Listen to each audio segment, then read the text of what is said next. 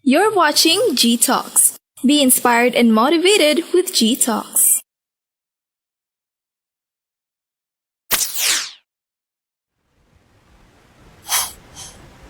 Welcome po sa ating programang G-Talks at ito na po ang ating ika-4 na episode. Ngayong araw na ito ay Sabado at ang ating pong date ay August 5. Tama, August 5, 2023. Hindi ko alam yung date, Char. So, sobrang busy, ayan. So, kamusta naman kayo? Na-miss kayo ng beshi nyo?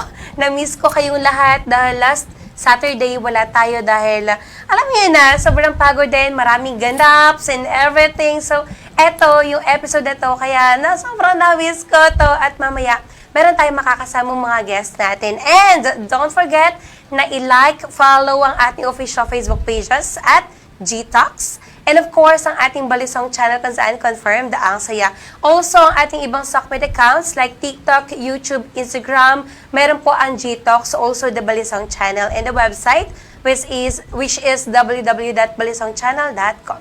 Okay, so dahil ika-4 na episode na po natin today, bago tayo pumunta sa ating pinaka-special guest para sa ating mga segments which is hashtag G-Stories, hashtag Gina G, hashtag G-Trends, and hashtag babae sa babae. Ngayon muna ay may makakasama akong isa din sa, alam mo, napakalapit din to sa puso namin dahil when we have the charity programs para sa ating mga clinic for the sick children as one of our beneficiaries, kapag may mga event or celebrations po ang Balisong Channel, so ito talaga yung kinokontak namin. And napakabait na tao kasi, nako, ang dami nito accomplishment sa buhay. Pero, i-schedule ko yung one-on-one talk with her kasi napakarami namin pag-uusapan. Kaya ngayon, meron na kaming special announcement sa lahat po ng mga viewers na nanonood sa ating ngayon sa mga kabalisong, ka-G-Talks natin. And I would like to welcome our dearest guest for this promotion, special promotion, no other than Dr. Mayi Pastor Salvador, the pediatric hematologist and oncologist for the Clinic of the Sick Children. Hi, Dr. Mayi. Hello. Hello. How are you? Yes, I'm fine. Nako, magandang gabi sa inyong lahat. And Bati po kayo sa viewers natin tonight. Hi. I think this is my second time here in GMB Balisong yung first channel. natin. Before the promotion that I will discuss later, gusto ko magpasalamat sa lahat ng tumulong, lalo na dito sa Balisong Channel. Kasi nung December, nagbigay sila ng para sa Clinic for the Sick Children. Ng beneficiaries ay ang mga children with cancer. Also, dito sa children with cancer dito sa ating probinsya in Batangas and surrounding provinces. Also, I'd like to mention pala po si Ma'am Wena de Guzman, the owner of Zilco Restaurant, na nakasama din namin, Doktora, that time. Wala ko sa clinic kasi you're so busy at out of the country ka ata noon. So, naghatid po rin kami ng tulong sa mga clinic for the sick children o yung mga cancer warriors natin. Yes. Nung last anniversary ng Zilco Restaurant. Napili po sila ng Zilco sa pangunguna ni Ma'am Wena de Guzman. Hi, Ma'am Wena. Hi, all the way from Abu Dhabi. Nandun siya ngayon. Thank you so much po. Maraming nasiyahan at natulungan dun sa inyong At mauulit yan. Uulitin natin. Salamat in advance. Sa mga hindi pa nakakaalam, kasi yung Clinic for the Sick Children, ito yung mga batang may mga sakit. Ano po bang kadalasan na nandoon? Okay. Yung Clinic for the Sick Children caters for children with hematologic disorders, meaning dun sa mga batang may sakit sa dugo at bata na may cancer. May mga may bukol. Ang pinaka-common sa amin, VJ Ella, is leukemia. Leukemia. Oo. So, mga ilan na po yung mga bata natin na nandoon sa Clinic for the Sick Children? Yes. At the moment, meron tayong actively treating na around 80 plus. 80 plus? 80 plus children. Ang dami. But the Cancer Warriors Foundation, unahan na kita. Yes po. Go po, Kasi Doktora. the Go ahead. Cancer Warriors Foundation Nabuo to noong 2008, June 2008, na nag-umpisa lang kami sa 35 children with cancer. Pagkatapos nun ay dumami na ng dumami ang natulungan. At as of June 2023, meron na kaming 645 kids na natulungan. 645. Yes. At ito po ay all around the province and outside the province. Yes. The Calabarzon area and Mimaropa area. But mainly here in Batangas. Batangas. Ang kliniko kasi nandito sa Batangas. Okay. So, ayun, dahil po kaya po ako nandito kasi gusto kong i-promote yung activity namin na fundraising ng Cancer Warriors Foundation, which is the 1,000 Warriors. 1,000 warriors. Ano po ba ito? Ano po Ayan, meron okay. dyan, Doktora? Ang 1,000 Warriors, actually ito, VJ, ay nakapag-launch na kami before. I think that was 10 years ago. Oh, tagal na. Yes. So, parang relaunch namin ito.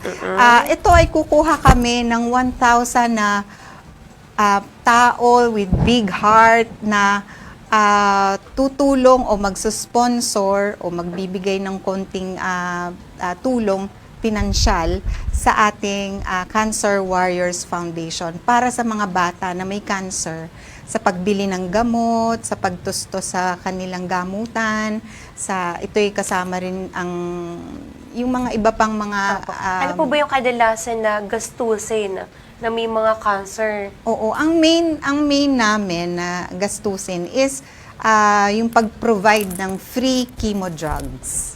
Chemo drugs? Yes, Okay. free 100% na binibigay namin libre sa mga bata na may cancer na miyembro ng Cancer Warriors Foundation. Okay. So doon napapapunta majority yung aming nasusulisit na mga funds. So, ano po ba ito? Kailan po ba ito? Okay. Saan po pwedeng mag-donate? Actually, VJ, nag-launch kami, I think, June 30 sa, June 30, Sunday yon sa St. Therese of Child Jesus Parish sa Talisay, Lipa. Talisay, Under their parish priest, Father Froilan. And this Sunday, meron kami sa St. Anthony de Padua Parish Church sa Bolboc, Lipa City. Ngayong Sunday po yan? Yes. Bukas? Yeah, tomorrow. Okay. Under the parish priest, Father Nemer. Oo, sila yung parang point person namin doon. Okay po. And then, here in Batangas City, nakausap ko ang ating butihing kura paroko na si Father Angel Pastor. Opo. Ang sabi niya sa akin ay pwede daw mag-launch kami sa August 13. August 13. Yeah, Okay. August 13 So, that's sa next church. Sunday. Next Okay Sunday. po. Parang ang mangyayari is i-announce yun sa misa after the Mass na pwedeng sa 7:15 Mass, 8:30, 9:45 at 11 p.m. 11 a.m. Practically the whole morning. Okay. Andun yung may staff ang Cancer Warriors Foundation para dun sa mga gustong Dun sa mag-donate. mag-donate.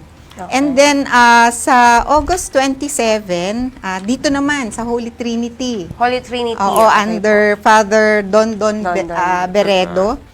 At 6 a.m., 7:30 a.m., 9 a.m. at 10:30 a.m. Mass. Okay. And on August 20,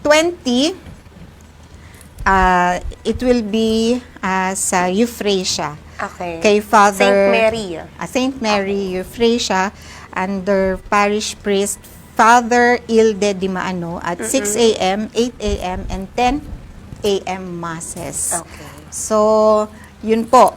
So, sa lahat ng mga sisimba sa mga binanggit nating simbahan, pwede silang mag-donate. Yes. After the Mass. After the Mass. So, ang proseso po nito is meron tayong mga pledges. Okay. Oo. So, pwede kayong mag-sponsor ng isang bata na gagamutin for the entire treatment. Tas magbibigay kayo ng ang hinihingi ngayon because ang mahal na ng mga gamot at Opo, mga opo, materials sa sobra, chemotherapy, 10,000 a month for 3 10,000? years. Okay. Kasi 3 years po, minsan 3.5 years pa, yung treatment ng mga bata. Okay. Ngayon, yun yung sole na sponsorship. Pero if you want joint sponsorship, which is parang dalawa, para hatiin namin, 5,000 sa isang sponsor, then another sponsor, 5,000 for one kid. One kid yun. Yes, Okay. for one kid. Now, for general funds naman, kung nalalakihan kayo, meron tayong 1,000 a month, Okay. 500 a month, 100 a month, or kung any amount that kaya ng bulsa. Okay. Kumbaga, kung ano Galing sa yung bukal puso. sa puso, Yes, pwedeng galing sa puso. ibigay. Yes, Okay. kahit magkano. Tatanggapin Malaking natin tulong yan. na yan. Pag pinagsama-sama, Yes, lalaki din lalaki, yan. yes. Pero sa mga